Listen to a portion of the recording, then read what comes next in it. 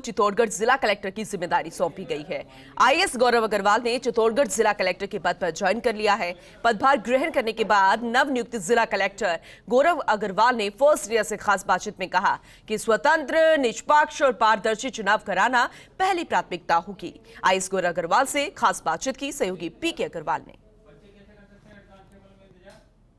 2 दिन पहले देर रात जारी हुई तबादला सूची में गौरव अग्रवाल को चित्तौड़गढ़ कलेक्टर लगाया गया था। 2014 बैच के आईएएस ऑफिसर है, जानने की कोशिश करेंगे।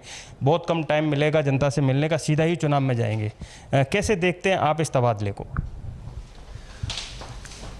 तबादला तो देखिए राज्य सरकार का एक प्रशासनिक निर्णय होता है और मैं आभार व्यक्त करना चाहूँगा कि मुझे ये जिम्मेदारी दी है।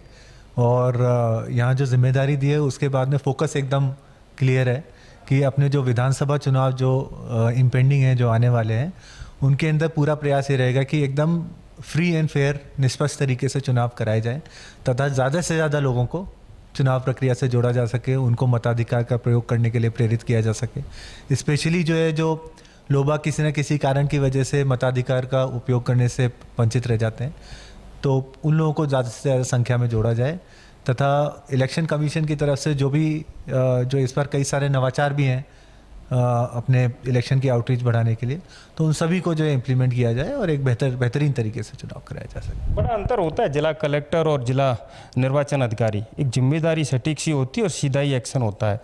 किस प्रकार से नवाचार होंगे, क्योंकि कलेक्ट्रेट में रह करके जनता के लिए किया जाता है, इलेक्शन के लिए होगा, किस प्रकार के नवाचार सामने देखने को मिलेंगे? आपने सही कहा, जिला कलेक्ट्रेट और निर्वाचन अधिकारी की ड्यूटीज़ में थोड़ी भिन्नता होती है, लेकिन अल्टीमेटली दोनों काम तो लोगों के लिए ही करते हैं, पब्लिक के लिए ही करते हैं। और दोनों में काम करने का तरीका भी जो है वो सेम ही रहता है कि आपको जो जनता की जो इश्यूज़ होते हैं उनके लिए आपको संवेदनशील रहना होता है और एक निष्पक्ष तरीके से as per rules, as per law जो भी चीज़ें होती हैं उनका डिस्पोजल करना होता है। और प्रयास हमारा भी यही रहेगा। और जैसा मैंने आपको बताया कि बिकॉज अब इलेक्शन इतने नज़दीक हैं, तो अब प्राइमरी फोकस डेफिनेटली अभी इसी बात पे रहेगा कि इलेक्शंस जो है फ्री एंड फेयर तरीके से कराएं। अंत में सिर्फ इतना जानना चाहेंगे, थोड़ा सा पर्सनल, मल्टीनेशनल कंपनी तक पहुंचने का सपना, अपन राज्य सरकार में नौकरी कर रहे हैं, ये सब कुछ कितनी भिन्नता है दोनों चीज़ों में? दोनों काफ़ी अलग अलग चीज़ें हैं। जैसा आपने कहा मल्टीनेशनल कंपनी में, तो मैं इस नौकरी में आने से पहले हांगकांग में काम करता था, सिटी बैंक में काम करता था। वो एकदम अलग दुनिया थी। यहाँ पर एकदम अलग दुनिया है, पब्लिक लाइफ एकदम अलग दुनिया होती है। और दोनों में मैं कहूँ तो एक्चुअली एक कॉमनलिटी तो है ही है।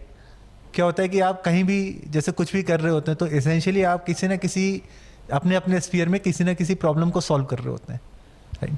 तो एक्चुअली सिविल सर्विसेज और आपके माध्यम से जो भी युवा हैं उन सबको भी मैं ये बताना चाहूँगा, सिविल सर्विसेज आपको ऐसा प्लेटफॉर्म देता है जहाँ पे जो देश के सामने जो सबसे ज्वलंत और सबसे बड़ी जो समस्याएं होती हैं, जो सबसे करंट जो आपके इश्यूज होते हैं, आपको ये सर्विस जो है उनको सॉल्व करने का मौका देती है और एक पूरी आपको एक सॉर्ट ऑफ ऑटोनॉमी देती है कि आप चाहें तो कुछ एक सकारात्मक आप बदलाव ला सकते हैं।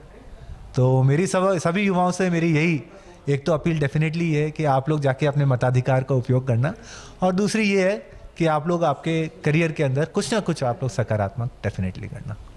तो ये थे 2014 बैच के आईएएस ऑफिसर गौरव अग्रवाल। निश्चित तौर पर साफ शब्दों में कहना है कि भले ही समय कम मिला हो, लेकिन फ्री एंड फेयर इलेक्शन कराना पहली प्राथमिकता होगी।